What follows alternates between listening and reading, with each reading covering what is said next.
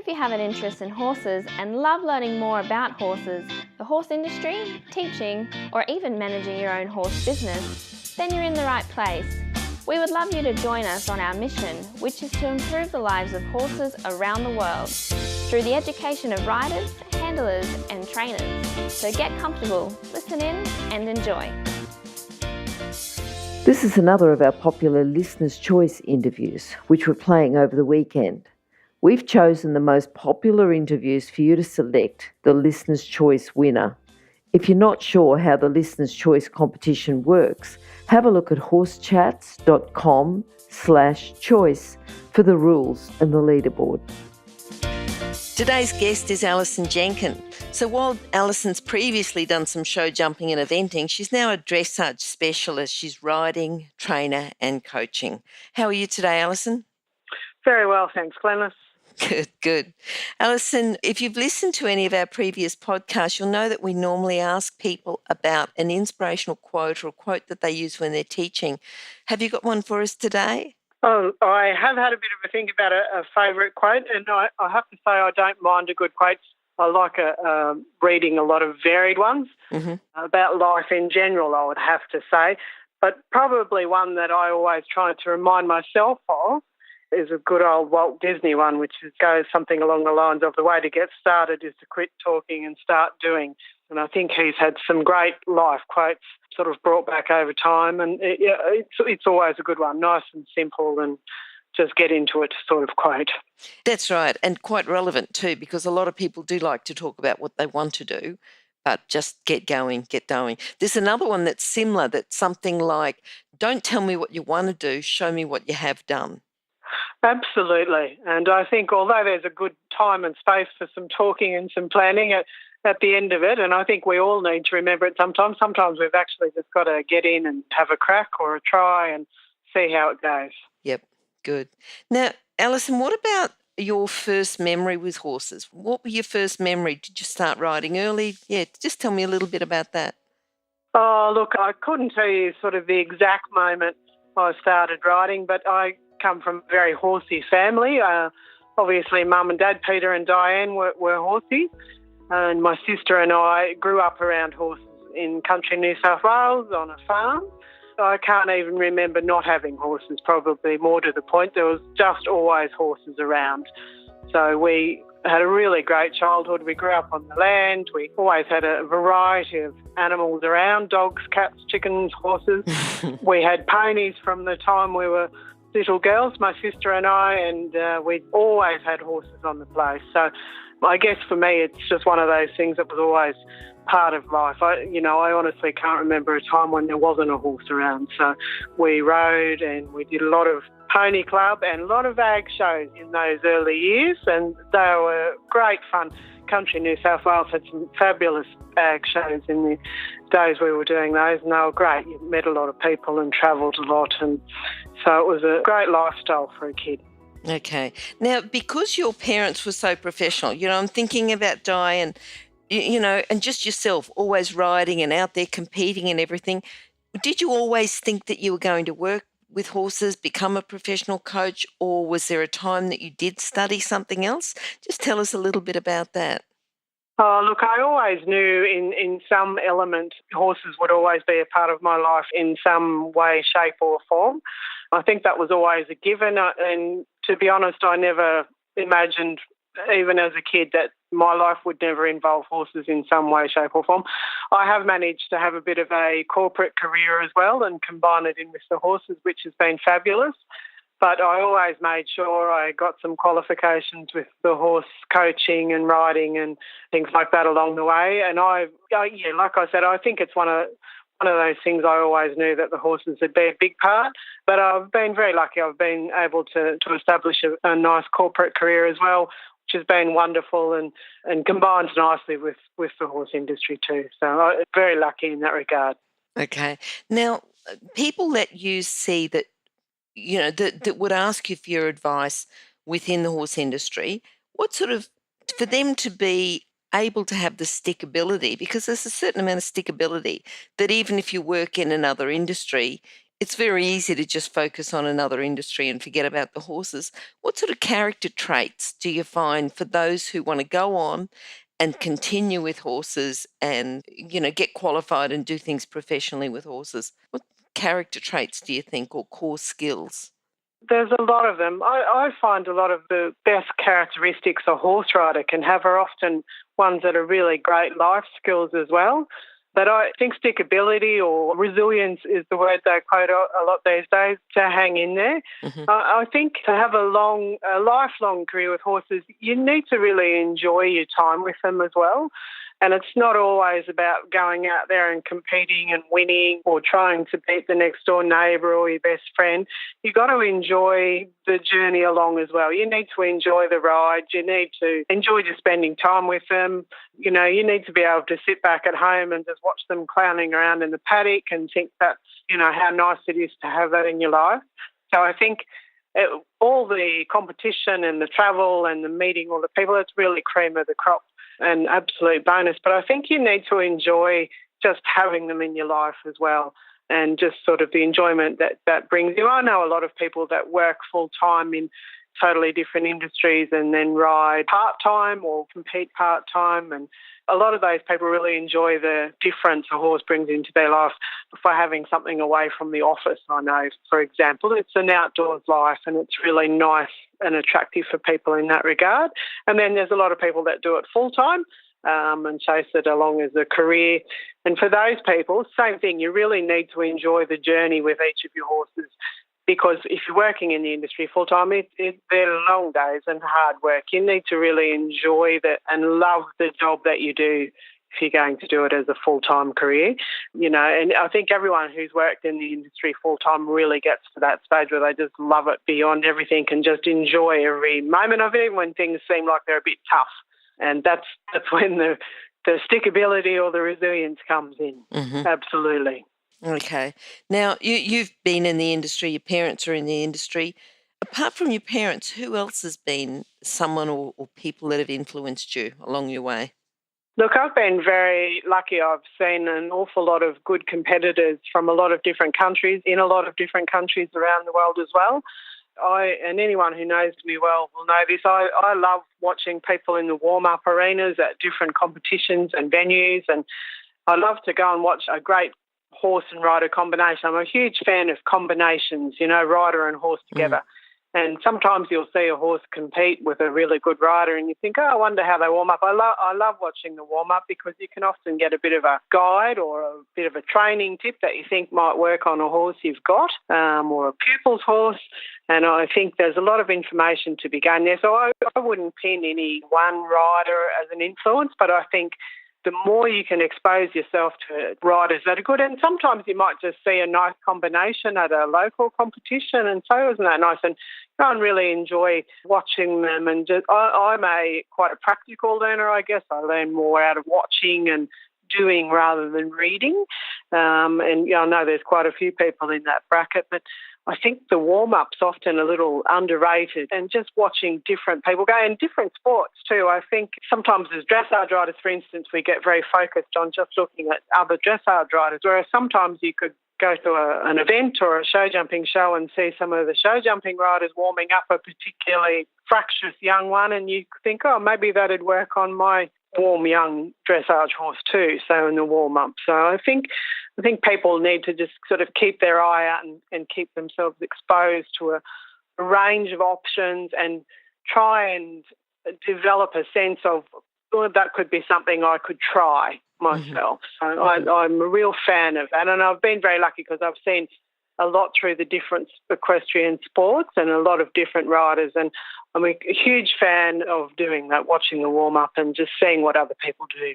Yep. And I understand because, horses are horses. They can do dressage, they can event, they can do jumping, and riders can be versatile as well. So taking something from one part over to the other is, it's good.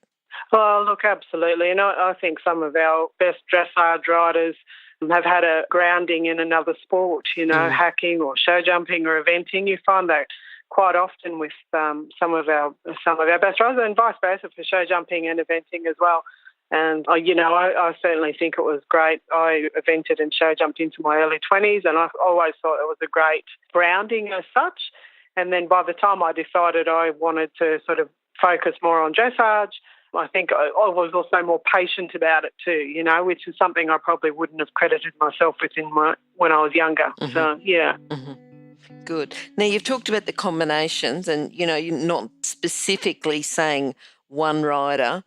Is that the same with horses? Is there one horse that's influenced you, maybe a horse that you've owned or a horse that's influenced you? Oh, look, I've been blessed to have a lot of great horses in my life. And, every time you see one go out and compete or you ride one that's competed well, I guess, it's always hard to knock off the favourite ones of when you were a kid. So both my sister and I were very lucky to have a pony called Frosty, who was one of our first ponies. And it's always hard to beat the all-rounder that used to just knock up winning ribbons for you when you were tiny little kids. So I guess he'd have to be one of my all-time favourites, in that he hacked and jumped and evented and did dressage, and he must have taught 6 kids to get out there and compete in those days, and he was just an absolute champion. But I have been particularly lucky to have some wonderful horses around, not only my own, but obviously to watch Mum and Dad. They've had some wonderful horses that I've known and helped out with, and not necessarily competed. I'm one of these, I guess, a true horse fan, that if we've bred one and it's gone on and gone well, I think that's really good. And certainly watching Mum and Dad with some of their good horses over the years, you can't help be proud of horses that you've started off or bred and that have gone on to be really good horses. And even if they're not the world's greatest competitors, if they've just gone out and done a nice job and done their best job, you can't help but be very pleased with them, particularly if you've had horses that, you mightn't think were so gifted at something, and then they got it and went out and did a really good job of it for you. So, yeah, I think the attraction in the sport for me is, as I said, enjoying it and the horses going as well as they can, and you think you've done as well as you can too, and always trying to improve along the way. Is there one proud moment, or is it just continual on the way? Or is there one moment that stands out above all the others as being proud, or is it just, different moments that you've had along the way that make you proud? Oh, look, we've had some wonderful moments over the years. I think I always remember watching Mum be the Snow River Blackwood being a warm-up horse at the Sydney Olympics. That was a really big ticket thing when he was such a young horse then, and he just missed out on the Australian team. That was wonderful. And I always remember, Adley Richard, who we had going with Matthew Dowsley early in the year. He was certainly a wonderful horse as well. And it was always great to see the big CDI events go off and it, horses we'd started off go well there too. So they were great. One of my probably own horses that I was always very proud of was actually an old show jumper who I rode a lot when I was a teenager, and I turned him into a hack as well, and I won miles and miles of girl rider classes on him, and he really wasn't a hack, but anyway, he turned into this wonderful riding class horse, and it was an old horse called Shin, and I always remember him very fondly, just because he, to me, it was really amusing that there was no way he was a hack, but he was a wonderful riding class horse. Because he'd been around and done a heap. And I remember always being very proud of him because he was, turned into this beautiful hack, despite the fact he didn't really think he was one. So, yes. Okay. Now, while you're out there, riding, showing, hacking, competing, doing dressage, think about a training tip for horses, for riders, something that you might see often, talk about what the problem is, and then how to fix it. What sort of tip that you would give the rider that's with that horse at that moment? I think one of the great things about horse riding is that you not only get to assess the horse and try and keep a good understanding, you need to assess yourself. And if you've got something that's really just genuinely not working, and you find that at home or you find that out, then sometimes you just need to stop and have a think about it and say, this is not working. What can I do? You often see people getting frustrated, even with the handling side of things at competitions and that, because they can't quite manage something. And I think sometimes people need to just draw a breath before they get sort of upset or deterred or even a bit slightly anxious or angry about it, and just draw a breath and have a think about it. And in some cases, you might come back and think to yourself, I actually have absolutely no idea what to do about this. And I think then you need to decide, well, is this something I need to go and get some help with? Is there something I could read up about and learn? And you need to have a bit of a think about it. And sometimes you might find that you need to do a combination of all of those things. I find these days a lot of people haven't necessarily grown up with horses, and they might only have one horse, and they may not get the same amount of handling or riding in, and sometimes their basics aren't there. And I think a lot of us that have grown up with horses can find that a little hard to understand, because we've handled so many and we've worked in the industry full time that we take things a little automatically, and it's a little bit quicker for people that are in the industry all the time or grew up with them.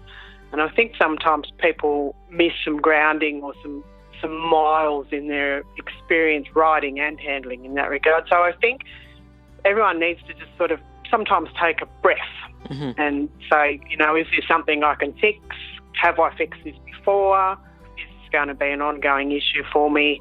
And then have a long, hard think about whether they think it's something they can handle themselves without getting into any great danger, or whether they need to sort of start thinking about seeking a bit of help. And particularly, I know with the warm bloods, which are, the favourite dressage horse these days, they're a very smart horse. And I think sometimes people would find them a little easier if they sought a bit of help or advice earlier on, rather than leaving it till it was a big problem. The warm bloods are fabulous at their sport, but sometimes they're a little misunderstood. And I think with them in particular, they're so talented, but getting them on the right track earlier is always wonderful. Sure.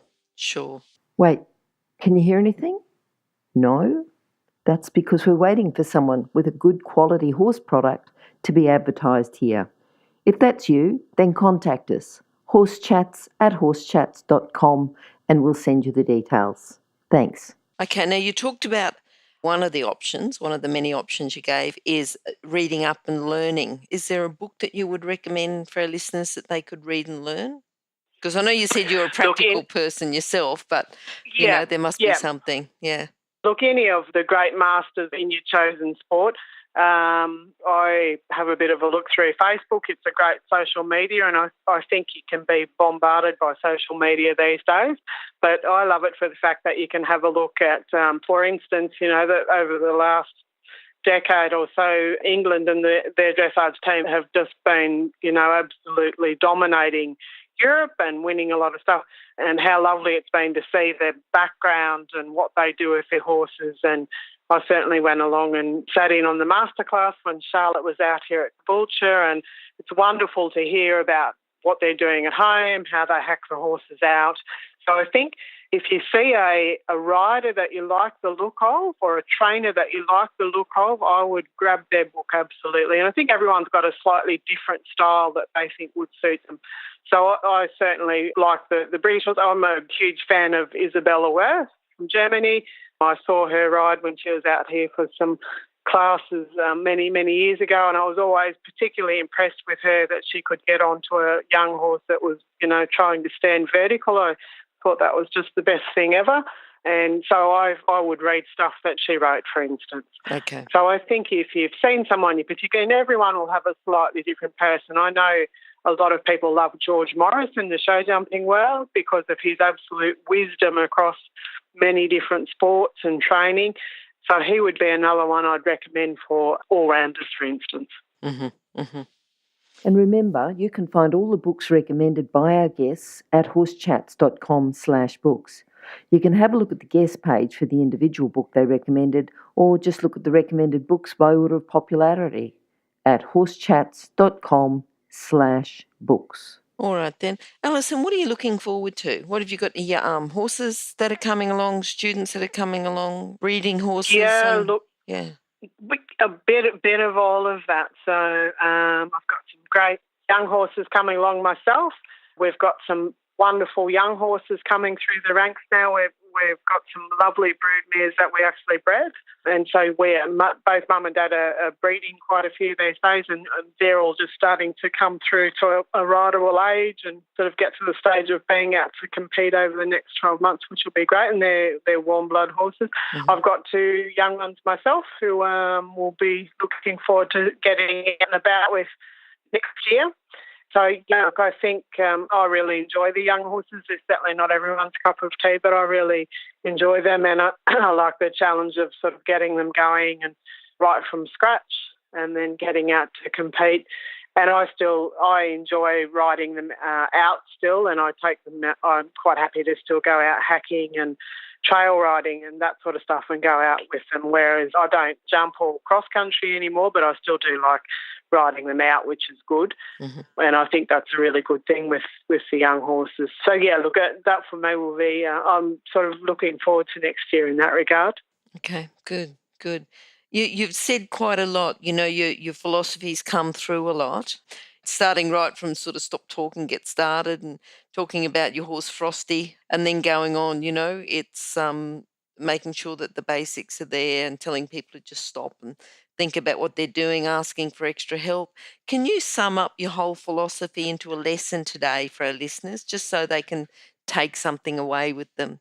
If I was going to sum it up in a lesson, I think, as I probably said earlier, I'm a huge fan of a combination, mm-hmm. horse and rider. So I think both parties have got to bring something to the combination, but the rider is the one who deemed it was the combination, so they got to do the choice. The horse was the one who just came along and got volunteered into the role, so to speak. So I think as riders we need to be very wary of that. So the horse didn't sort of come and pick us out of the pack, we pick them. So and I think we need to guard that. And I think that in this day and age, we need to be very conscious of trying to build that combination. So yes, we do need to train them and all of that, but we need to be in charge of our emotions and our feelings and try and make sure that whilst we're training and improving ourselves, we're also trying to improve and train and do the best for the horse as well. Mm-hmm. And then I think both parties get an enjoyable experience about it and enjoy the trip too. You know, I see a lot of people very focused on just the outcome of the competition. You've got to enjoy the journey as well, because you spend more time at home training than you do out at the comps. So if your ambition is to be a competition rider, you need to enjoy your rides and your days. And as I said, just watching them clown around in the paddock some days, you need to enjoy the little stuff and the big stuff. Okay, good. Now, Alison, how can people contact you? My mobile and email are listed, but also through Facebook. As I said, I think the horse world's very good at using Facebook, and it's a good source of information and advice. And but yeah, they can certainly find me on my Facebook page as well. And that's just Alison Jenkyn. That's Alison Jenkyn, absolutely. Yep. All right, and also you'll be on our Horse Chats page, which will be horsechats.com/Alison Jenkyn. So if people want to confirm those details, we'll have them there. Yeah. All right. Great. Thanks very much for your time today, Alison. Been great talking to you. Thank you. Thank you for the call. Yeah, hopefully everyone else has enjoyed it as much as I have. Okay, thank you. Thanks, Glenys. Now, if you're still there, you probably know that I'm absolutely passionate about education within the horse industry. That's why I host this podcast. My other venture is Online Horse College. Have a look now at onlinehorsecollege.com and I'll see you over there. Remember that our comments and instructions are general in nature and do not take into consideration your individual horses or your individual ability and circumstances. If you enjoyed this podcast, then please leave your comment below.